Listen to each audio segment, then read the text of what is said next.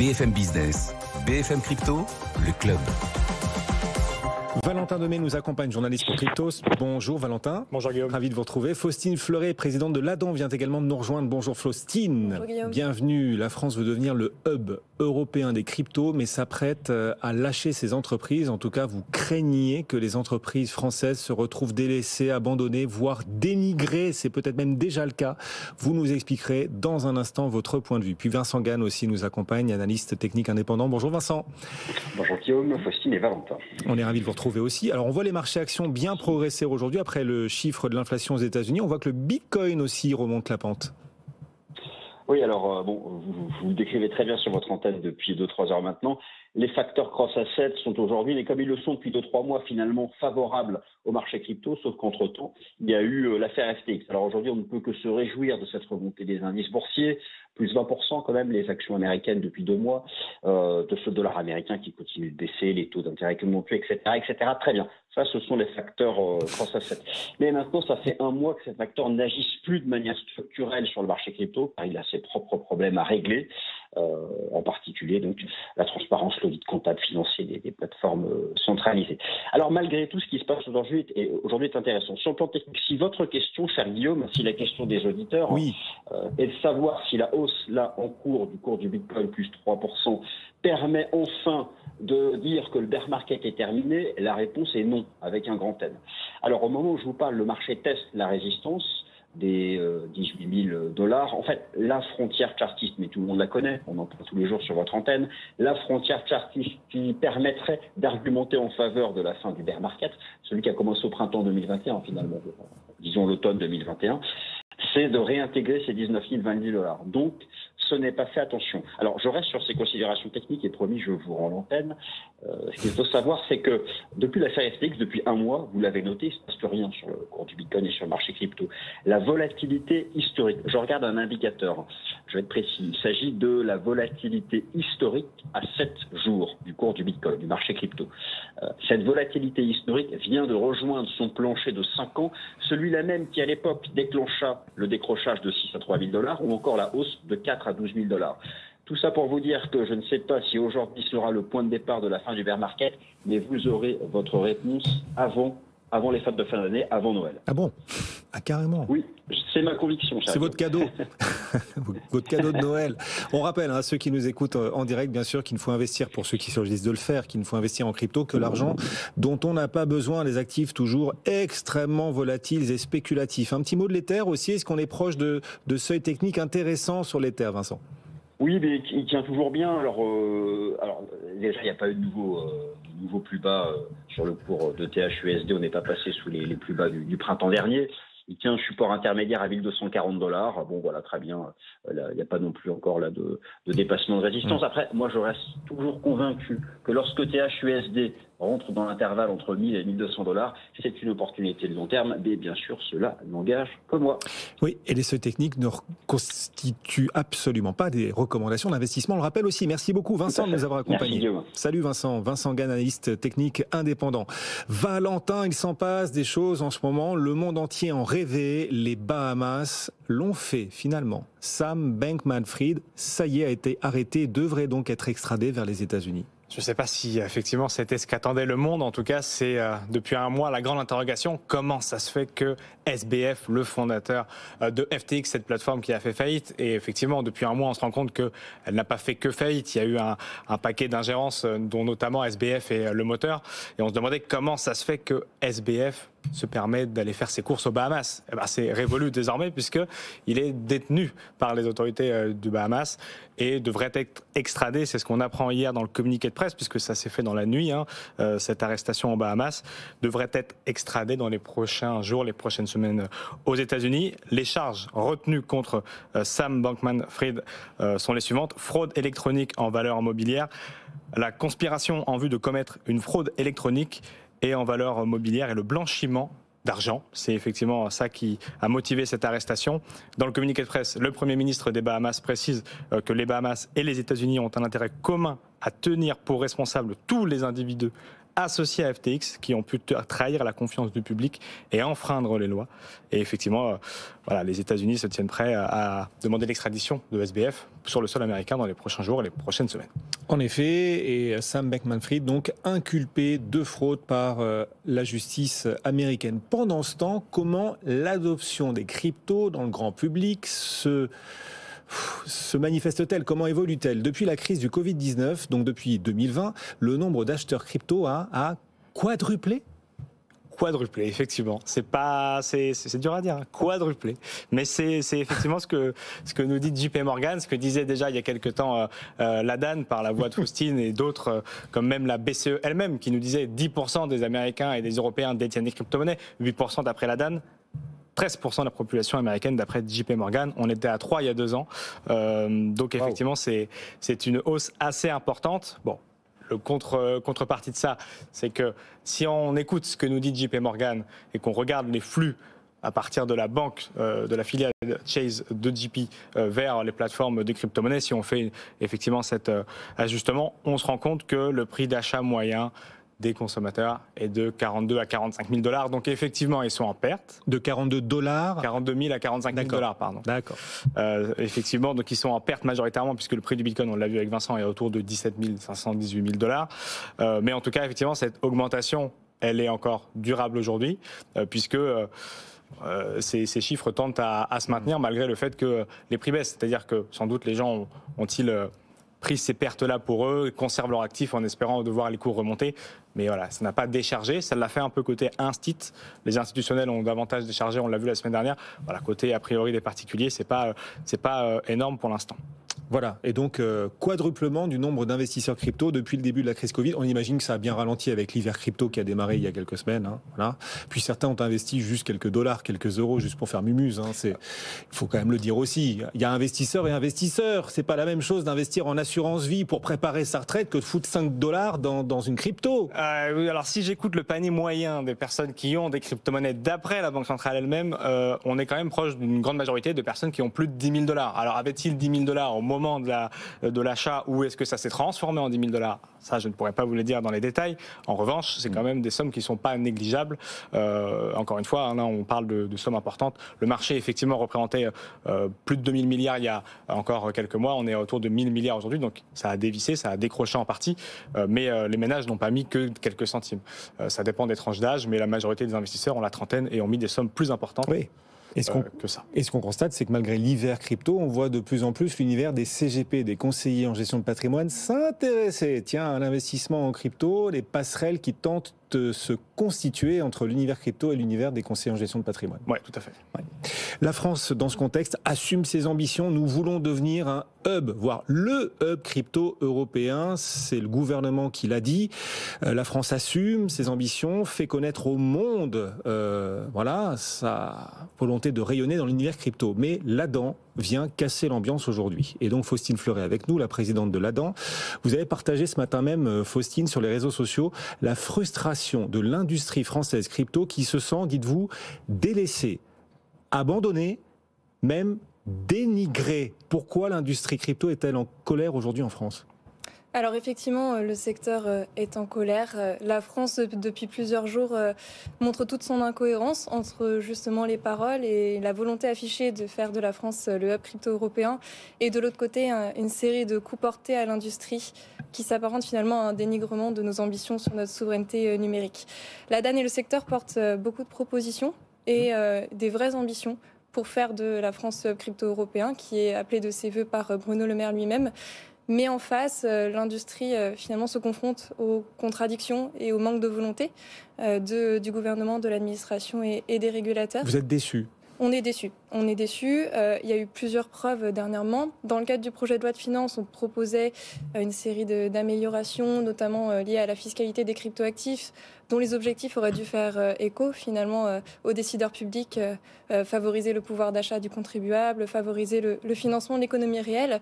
Et finalement, cette année encore, et c'est la deuxième fois, on dénigre ces objectifs et on nous dit d'attendre, ce qui finalement est complètement contre-intuitif par rapport à ces ambitions affichées. C'est-à-dire que vous auriez aimé qu'un rapport bilan du régime fiscal des cryptos soit proposé, soit mis sur la table pour essayer de renforcer la visibilité pour les investisseurs crypto, pour les entreprises en crypto, et cette demande a été rejetée par le gouvernement. Alors c'est la demande qui pour nous est la plus incompréhensible par rapport à l'avis défavorable qui a effectivement été émis par le gouvernement.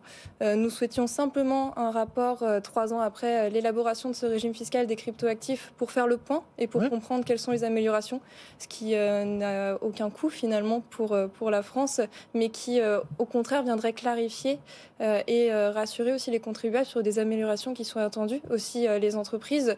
Donc pour nous, c'est la proposition parmi la dizaine qui était poussée par le secteur, la proposition dont la compréhension est la plus grande par rapport au rapport coût-bénéfice que celle-ci présente. Oui, vous auriez aimé qu'un bilan soit fait du régime fiscal des cryptos et le gouvernement vous refuse ce bilan. Ça, c'est le premier grief que vous portez. Il est justifié ou pas de grief? Ça va, les cryptos, c'est quoi? La fiscalité, c'est 30%, non? C'est ça? On est à la flat tax? Alors, la fiscalité est différente. C'est moins fiscalisé que l'immobilier, ça va? Et les professionnels, et comme le rappelait Valentin, on a quand même 8% de Français aujourd'hui qui détiennent des cryptoactifs, qui font face à de grandes difficultés dans les déclarations, qui font face à des incohérences dans le régime. Et pour tout cela, ces incertitudes sont dommageables, y compris pour l'État in fine. Bon, l'Adam a raison. Vous, l'arbitre, Valentin. Voilà, vous êtes arbitre, le gouvernement d'un côté, l'Adam, représenté par Faustine Fleuret sur ce plateau aujourd'hui. Qui a raison, là? C'est Faustine ou c'est le gouvernement? C'est très complexe parce que il faut comprendre que il faut comprendre non mais que c'est effectivement très complexe. Si on reste en une réponse, si on reste sur très globalement, comparé sur les actions, 3-4% des Français détiennent des actions en compte propre, 8% des crypto-monnaies. On ne prend pas ici en compte les assurances-vie parce qu'on ne peut pas mettre des bitcoins dans l'assurance-vie. Donc, on compare que les deux classes d'actifs et la manière de les détenir différemment. Eh bien, de ce point de vue-là, on ne peut pas se permettre de reporter des moins-values d'une année à l'autre si on fait que sur l'inégalité entre les deux classes. Soit. Par contre, c'est extrêmement compliqué pour le contribuable français de faire sa déclaration. Et j'irai même plus loin, c'est impossible de le faire dès l'instant où vous vous amusez un tant soit peu avec les crypto-monnaies. Il y a des logiciels comme Waltio. Vous recevez ici souvent Pierre Morisot qui essaye de faciliter ça, mais c'est pas facile, c'est trop complexe, il y a trop de difficultés. Et je crois qu'effectivement, de ce point de vue-là, dès 2014, la France était en train de s'intéresser à la fiscalité. En 2017, avec la loi Pacte, plus globalement sur la réglementation. Mais là, effectivement, on est un petit peu loin derrière le reste des pays et un peu à côté de la plaque. Bon, et donc pour les investisseurs, pas facile de trouver de la visibilité dans le traitement fiscal des cryptos. Autre grief, et alors là vous vous inquiétez carrément directement pour les entreprises de l'écosystème, l'AMF qui s'apprête à relever en tout cas son niveau d'exigence vis-à-vis des acteurs crypto en France. Effectivement, il y a des discussions, mais sans concertation avec le secteur, sur les leçons à tirer de l'affaire FTX, avec plus ou moins de bonnes idées derrière. Et pourtant, la DAN et l'industrie sont disponibles et se tiennent à la disposition des décideurs depuis le début pour faire comprendre l'impact de ce qui se passe sur l'écosystème français et pour réfléchir à la fois pour le secteur et pour le secteur privé et le secteur public, quelles sont les réactions qu'il faut avoir. Et de la même façon, dans le cadre du projet de loi de finances 2023, il est totalement incompréhensible qu'on ait refusé notre demande de renforcer les effectifs des autorités de tutelle, l'AMF et la CPR, ces effectifs qui sont nécessaires à une bonne supervision des marchés de cryptoactifs, ce qui est une demande relativement audible dans le contexte actuel où on fait face à des acteurs qui sont moins disants à l'étranger mais qui s'adressent néanmoins au public français et au public européen. D'accord, mais alors pour prendre le sujet par exemple de l'agrément PSAN, voilà, aujourd'hui on peut être PSAN en étant juste enregistré PSAN, il y a un premier degré d'exigence et l'AMF pourrait désormais exiger que les entreprises opérant en France n'aient pas seulement l'enregistrement mais carrément l'agrément. Et là, c'est un degré d'exigence beaucoup plus élevé encore. On peut comprendre que l'AMF veuille protéger ainsi les investisseurs et les consommateurs, Faustine. Il faut de la réglementation sur les marchés centralisés de cryptoactifs et à la fois la DAN et le secteur le portent depuis longtemps. Cet agrément, il est optionnel et il existe déjà. Et contrairement à beaucoup de désinformation qui est faite par certains élus, il y a des entreprises qui demandent l'agrément depuis des mois, voire des des années, mais qui n'arrivent pas à l'obtenir. Parce que le premier problème, et c'est pour ça que ce serait contre-productif que l'agrément devienne obligatoire demain, c'est qu'il y a des obstacles à cette obtention d'agrément. Et c'est pour ça qu'aujourd'hui, malgré des demandes en cours, des procédures en cours de PSAN sur cet agrément, ils n'aboutissent pas. Parce qu'il n'y a pas suffisamment de monde à l'AMF pour auditer les entreprises et donc valider l'agrément, c'est ça l'histoire? Alors même avant ça, il y a des demandes, des conditions à l'obtention de l'agrément. Par exemple, avoir une assurance responsabilité civile professionnelle, ça n'existe pas et donc les PSAN ne peuvent pas en trouver. Et c'est une condition à l'obtention de l'agrément. Ah oui, c'est le serpent qui se mord la queue là. Voilà, il y a une série de conditions comme ça qui sont aujourd'hui très difficiles à obtenir et c'est pour ça que demain, rendre l'agrément obligatoire, ce sera juste empêcher ces entreprises françaises qui sont aujourd'hui enregistrées, qui demain voudront s'agréer, les empêcher d'exercer parce que les acteurs qui ne sont pas enregistrés aujourd'hui et qu'on ne sanctionne pas, ils vont pas plus s'agréer demain.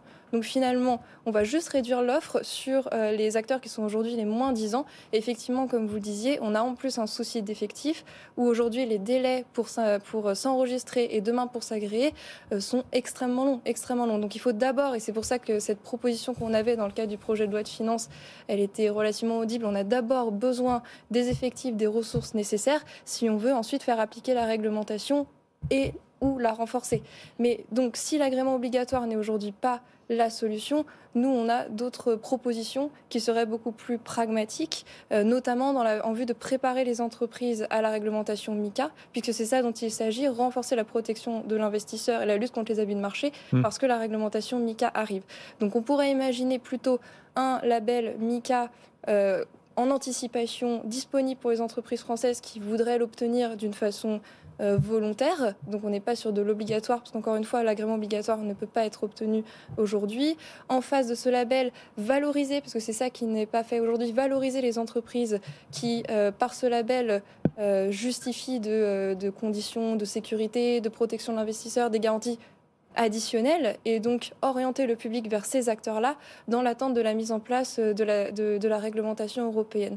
Et il faut, dans le même temps, renforcer les superviseurs pour que, sur le volet français et demain européen, ils puissent effectivement agréer les acteurs, effectivement lutter contre la concurrence déloyale qui est faite par les entreprises qui ne sont pas réglementées et qui, au final, sont délétères à la fois pour notre propre industrie, mais pour les objectifs réglementaires et la protection du citoyen. Donc, ce que vous dites, c'est que l'AMF, si l'AMF remonte la barrière, le niveau d'exigence, et exige des PSAN un agrément et non plus juste un enregistrement, on va exclure du marché français beaucoup d'entreprises françaises, voire toutes les entreprises françaises, parce que pour obtenir l'agrément, il faut des conditions qui sont aujourd'hui impossibles à réunir. On va donc tuer nos entreprises ou les inciter à aller travailler en dehors de nos frontières, et parallèlement d'autres acteurs étrangers présents en France, eux ne sont pas contrôlés. Concurrence déloyale, pas contrôlée parce qu'il n'y a pas suffisamment d'effectifs pour contrôler. Donc il faut faire les choses dans l'ordre. Il faut d'abord résoudre ces freins à l'obtention de l'agrément, mais aussi les freins au développement d'un secteur français-européen compétitif et qui est capable de concurrencer les grands champions qui ne sont pas chez nous. Donc lever ces freins et renforcer la supervision.